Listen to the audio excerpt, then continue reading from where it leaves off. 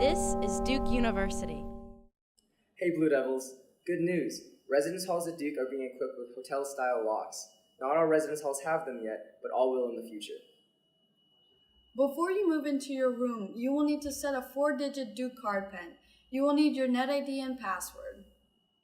Go to the DukeCard website, select Manage Your DukeCard, and click on the My DukeCard Login button. After you log in, you will set your DukeCard PIN. Your PIN should be something you will easily remember and should not start with a 0. If your residence hall is equipped with hotel-style locks, you can use your contactless DukeCard to unlock your door. To use your lock, you'll need to tap your DukeCard against the lock and enter your 4-digit PIN.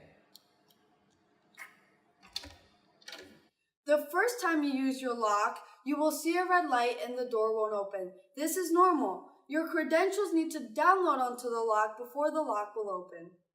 That's all there is to it. If you have any issues with the door lock, please call the DukeCard office at 919-684-5800. Remember, we're all in IT together.